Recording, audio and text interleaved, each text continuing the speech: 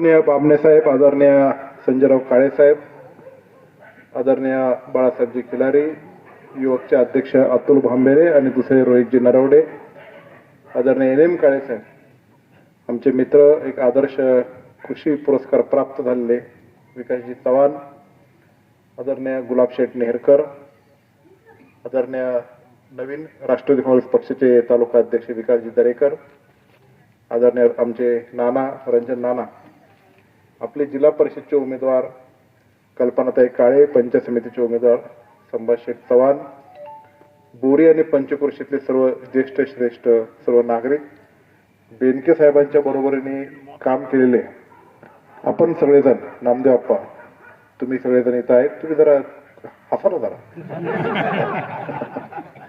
मोकळ्यामध्ये सगळेजण बसावर आहे.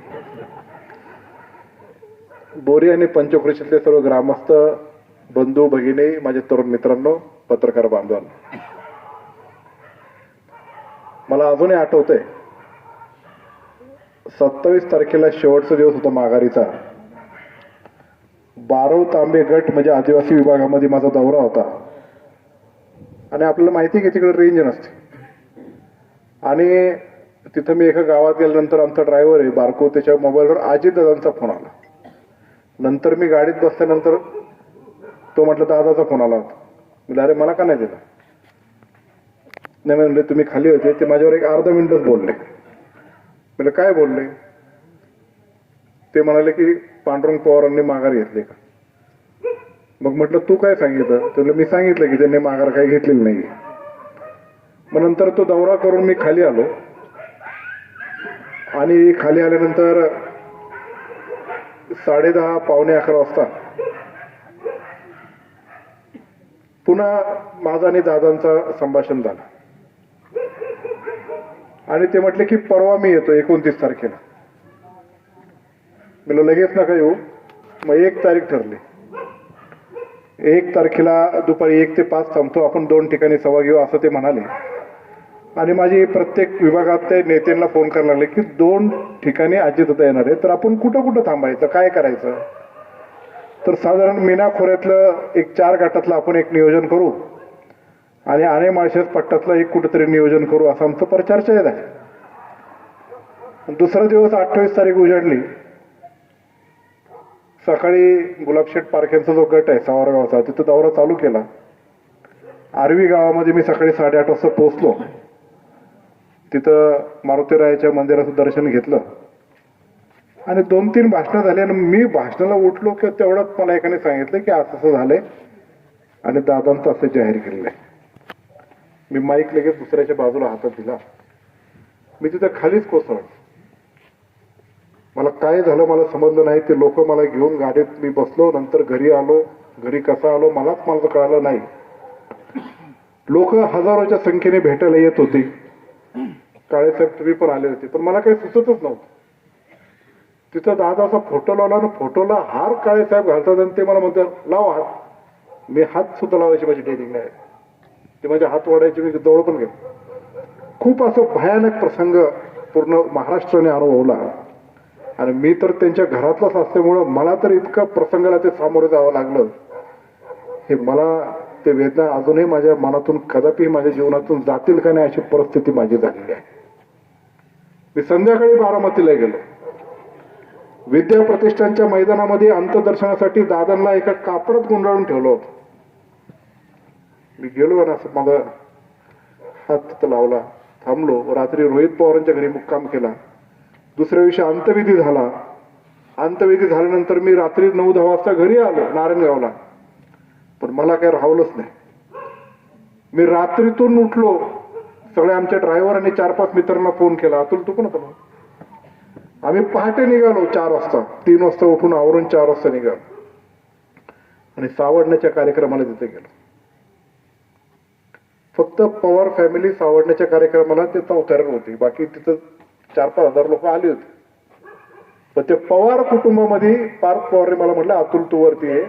ते कुटुंबाचा एक सदस्य या नात्याने मला तिथं नेलं. त्यांनी दादांचं अस्थि घेतली, त्यांच्या कलशामध्ये टाकली आणि तिथले एक दादांची अस्थी आणि ती राख मी माझ्याबरोबर घेऊन आली आणि त्यांची परवानगी घेतली की मला वृक्षारोपण करायचंय, मला ते बरोबर ठेवायचंय.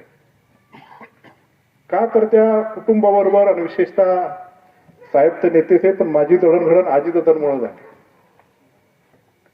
जी काय मला प्रेरणा, जी काय काम, माझी ताकद, माझी शक्ती, या गावाचे कामं झाली जवळपास 13 कोटी रुपयाची. अहो तेच अजितदादा नगरपालिकेच्या निवडणुकीला जेव्हा इथं आलते त्याच्यानंतर शेवटी कुठं आलेत, या गावात आले होते. त्या बोरी गावातल्या एमएससीबीच्या सबस्टेशनचं भूमिपूजन केलं, जे पैसे त्यांनी मला दिले होते 10 कोटी रुपये. त्यांनी कॉन्ट्रॅक्टला खडसावून सांगितलं, हे किती दिवसात करणार. झालं का? पण टेस्टिंग पण केलेलं पूर्ण झालंय. दादा इथं आले, त्या व्यासपीठावरचं भाषण तुम्ही ऐका. तिथं गोंधळ होतं, ते डायरेक्ट भाषणाला उठले. सूत्रसंचालन कोण करू दे काय माहिती. ए गपरे, बस करा झालं मला आता. पण त्यांनी जे मनोगत व्यक्त केलं त्याच्यामध्ये एक वाक्य त्यांनी सांगितलं होतं, एवढी कामं बोरीमध्ये दादांनी केली, प्रत्येक मळ्यातळ्यात रस्ते केले, बोरीचं आदर्शवर पूर्ण गावाची मोजणी करून सगळ्यांची कप्रत वाटण्याचं काम महाराष्ट्रातलं 1 नंबर झालं. त्याचा त्यांनी उल्लेख केला. मी तुम्हाला अजूनही मदत करीन, पण जिल्हा परिषदला मी जो माणूस देईल त्याच्या पाठीमागे तुम्ही उभा राहा, येड्यावानी करू नका, असं बोलले का नाही. आणि जे दादा आपले जीवाचं काळीज आहे त्यांच्याशिवाय मी माझं जीवन, म्हणजे राजकीय म्हणत नाही, पण सरळ जीवन मी विचार सुद्धा करू शकत नाही. आणि बामणे साहेब तालुक्याचे आमदार इथंच येऊन म्हणतात की यांना काय दादा गेल्याचं दुःख नाही झालं. हे फक्त दादांच्या मृत्यूनंतर त्यांच्या भावनेचं आणि त्यांच्या सहानुभूतीचं राजकारण करून मतं मागवतात. ते राष्ट्रवादीची परिस्थिती बिकट झाली. एखाद्या तालुक्याच्या आमदारला असं बोलणं शोभतं का? अरे आम्ही आजपर्यंत जे काही केले ते आदरणीय अजितदादांच्या नावाने केले. दादा आपल्यात नाही, पण दादांची कामं इथं बोलतात. आम्ही दादांच्याच नावाने इलेक्शनला सामोरे जात आहोत. आम्ही काही तुमच्या नेत्याचं नाव नाही सांगत. आणि अशी प्रकारची भाषा जर त्यांची असेल तर माझं तर जाहीर आव्हान आहे, नका करू मतदान. राष्ट्रवादीला मशालीला मतदान करूच नका. काय करायचं त्यांना करा, पण त्यांनी आमचा दादा परत आणून द्या. आमचा माणूस गेलाय घरातला, आणि त्याच्याबद्दल अशी विचार, अशी वृत्ती एखाद्या व्यक्तीची असू शकते. अरे निवडणूक आज आहे, परत 5 वर्षांनी आहे, येतील जातील. ठीक आहे, माझा पराभव झाला, मी पुढे उभा राहील नाही राहील ते पुढचं पुढे आम्ही बघून घेऊ. पण निवडणुकीसाठी तुम्ही जर अशी भाषा आणि अशी वापरत असाल, हे जुन्नर तालुक्याची सर्वसामान्य नागरिक सहन करणार आहे का? इथं बसलेला प्रत्येक नागरिक तुम्ही माझ्या आणि आमच्या पक्षाच्या पाठीमागे म्हणून त्या प्रेमा खातर इथं बसलात. इथं बसलेला प्रत्येक नागरिक जो तिथं कठड्यावर आणि तिथं हॉटेल पैसे असेल किंवा तिथं बसला असेल, मला त्यांना विचारायचं की अशा प्रसंगाला आम्ही कसं सामोरं जाऊ शकतो. नाही करायचं मला. ही भावना माझी जी होती, 3 दिवस मी बारामतीमध्ये होतो. मी पवार साहेबांना भेटलो, मी सुनेत्रा वहिनींना भेटलो, सुप्रियाताई होत्या, सगळ्या बरोबर. रोहित पवार होते, पार्थदादा होते, राजूदादा होते, रणजितदादा होते. त्यांनी सांगितलं, अरे या आजीदादांनी उभे केलीत माणसं, आणि तू जर असं करायला लागलं कसं काय? जा म्हटले तिकडं. अशी जर आव्हानात्मक परिस्थिती दानाच्या जीवनामध्ये आली असती, 3ऱ्या दिवशी ते रणांगणात असले असते. जा आणि अजितदादाची माणसं निवडून कसे येतील ते लोकांपर्यंत जाऊन सांग. ठीक आहे, आपण सगळीकडे कामं केली, पक्षामधले स्थित्यंतर घडल्यामुळे आपली काही लोक तिकडे गेले असं, माझा काही त्यांच्यावर दोष नाहीये. पण ही जी कामं केली ना, ही काय आम्ही अतुल बेनकेने केलेली नाहीये, या अजितदादांनी केलेली आहे. अहो ज्या सिद्धेश्वराचे पाईक आपण आहोत त्याचा आशीर्वाद आहे, तिथं क वर्गाचा तीर्थक्षेत्र दर्जा कुणी दिला? कोणी दिला? अजितदादाने दिलेला आहे. ते सिद्धेश्वराला स्मरून तरी प्रत्येक नागरिकाने त्याचं भान ठेवून आपण कशा पद्धतीने पुढे जाणार आहे याचा विचार केला पाहिजे. या गटामध्ये आम्ही पुढे जात असताना काळे साहेबांनी त्याचा उल्लेख केला, अनेक वक्त्यांनी उल्लेख केला.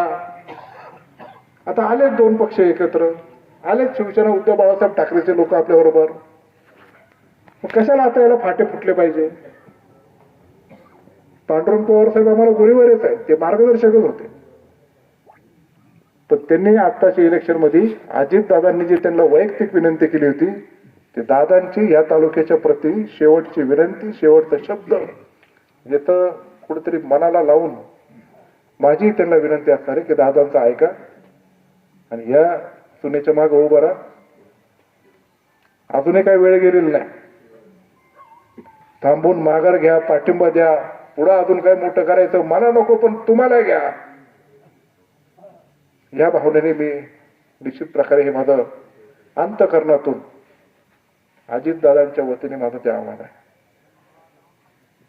हे गाव असेल, पलीकडच्या गावात 4.5 कोटीचे काम, या गावामध्ये जवळपास 13 कोटीचे काम, 10 कोटीचं सबस्टेशन, सिद्धेश्वरचा कवर्ग तीर्थक्षेत्राचा दर्जा. मी जेव्हा आमदार होतो तेव्हा लोक माझ्याकडे यायची, सगळे सांगायचे. आधीचे सरपंच सांगितले, तुमच्या उपसरपंच सांगितलं, जे परिसरामध्ये आणि पलीकडे जे काय बोलतात किंवा काय करतात, सोशल मीडियावर बोलतात, खालच्या पातळीवर टीका करतात, या गावातले लोक आहेत काही, त्यांना काय वाटतं का नाही? ते सिद्धेश्वराच्या इथला कुठला गाणाचा माळाचा रस्ता, आता दोन्ही ठिकाणी रस्ता पाहिजे. मी काय त्याच्याबद्दल दुजाभाव करणार नाही, पण ज्या ठिकाणी गाणाचा माळाचा रस्ता आपण भूमिपूजन केला होता, ते नंबरचा आदला बदल झाल्यामुळं ठीक आहे, तिकडून करा, तिकडून करायचं तिकडून करा, तर त्याच्यामध्ये परत वाद. बरं, आता वाद जे वाद घालतात, ठीक आहे, नवीन आमदार आले ना, त्याच्याकडून निधी घ्या, तिकडे करा आणि इकडे करा. आपण काय नाही म्हणतो का? मी काय पक्ष बघितला नाही, गटतट पाहिला नाही. लोकांची गरज आहे, आलंय, आपण ते केलेलं आहे, चांगल्या मनाने आपण केलेलं आहे. पण याचा असा गैरफायदा घेऊन जसं काय मला तुम्ही कामालाच ठेवले, अशी भावना जर तुमची असेल, याला काय अर्थ आहे? आता किती वेळा आपली बैठक झाली, किती वेळा चर्चा झाली, हे सगळं अजितदादांनी केलं ना, अतुल बेनकेने केलेलं नाहीये. आणि दादाच्या उमेदवाराच्या पाठीमागे जर तुम्ही उभे राहणार असतील तर याला काही अर्थ नाही. या निवडणुकीला अर्थ नाही, तुमच्या स्टँडला अर्थ नाही, तुमच्या स्वाभिमानाला अर्थ नाही, कशालाच अर्थ नाही. म्हणून मला तुम्हाला सर्वांना नम्रतेची विनंती करायची, इथून पुढे पण काही कमी पडून देणार नाही. सेवेचं व्रत घेतले, आम्ही सेवा करतच राहू, पण सेवेच्या माध्यमातून अशा पद्धतीने काही अपप्रवृत्तीचे लोक एवढ्या खालच्या आणि हीन दर्जाच्या टीका करून याच गावातून जर आपल्याला बोलत असेल तर या गावकऱ्याने ठरवलं पाहिजे की आमच्या गावातली उमेदवार आहे, आमचं गाव ठरवलं काय करायचं आणि काय नाही. आम्ही कालही दादांच्या नावाने मत मागत होतो आणि आजही आमचा दादा आमच्यात नसला तर आम्ही ह्या दादाच्या नावानेच मत मागणार आहे. का नाही मागायचं? आमचं आहे, आम्हाला उभं केलंय, त्यांनी ही सगळी घडी बसवलेली आहे. उद्धव बाळासाहेब ठाकरेला पक्षाबरोबर घेण्यासाठी दादाने निर्णय घेतलेला आहे, अमोल कोले निर्णय घेतलाय, आम्ही निर्णय घेतलाय. म्हणून आपल्याला पुढे जात असताना आपल्याला सर्वांना विनंती आहे की 7 तारखेला घड्याळाच्या चिन्हासमोरील बटन दाबून हे दोन्ही उमेदवार चांगल्या मताने ते निवडून द्याच.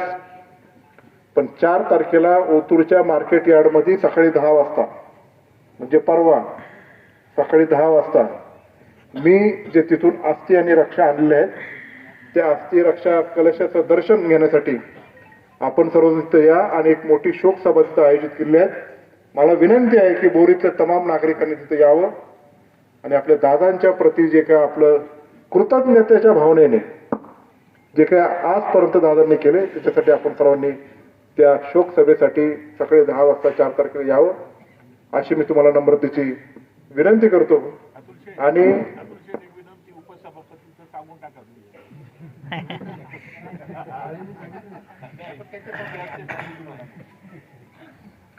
आम्ही शब्दाचे पक्के आहोत.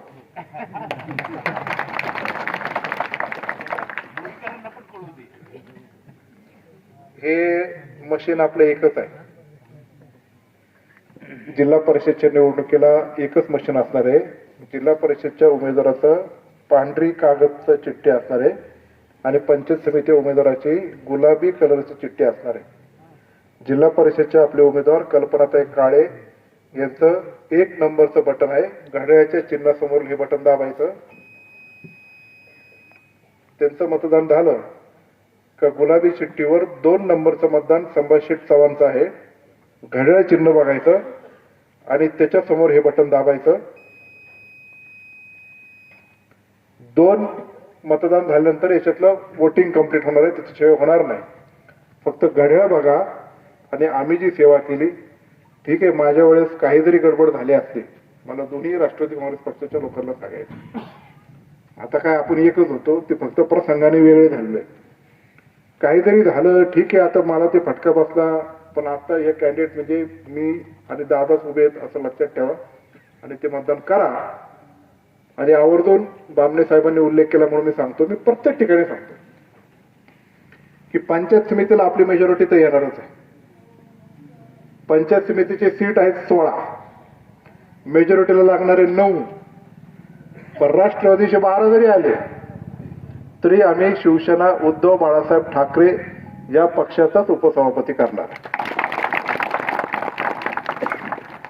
आणि जेव्हा काय आमची चर्चा झाली नव्हती, बोलणं झालं नव्हतं, तेव्हा पण मी नगरपालिकेमध्ये राष्ट्रवादीचा नाही पण शिवसेना उद्धव बाळासाहेब ठाकरेचाच उपनगराध्यक्ष केलेला आहे. म्हणून आम्ही जे ठरवलं की आम्ही ज्या पद्धतीने पुढे जातो त्याचे आम्ही पक्के आहोत आणि त्या दृष्टिकोनातून वाटचाल करत असताना ही जी मोठ जुन्नर तालुक्यामध्ये बांधलेली गेली आहे ती कधीही विस्कटणार नाही, ती कधीही सुटणार नाही आणि त्या पद्धतीने आपण एकत्रितपणे वाटचाल करूया एवढंच या निमित्ताने सांगतो.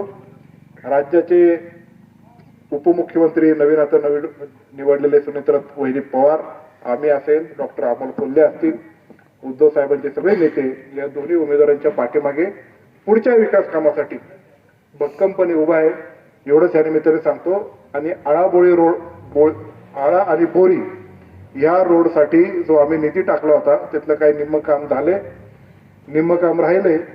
निधी नाही म्हणून सांगतात, पण ही निवडणूक झाल्यानंतर त्याच्या निधी कसा उपलब्ध करून द्यायचा, मी तर तसं निवडणुकीनंतर लक्ष पण दिलं नाही.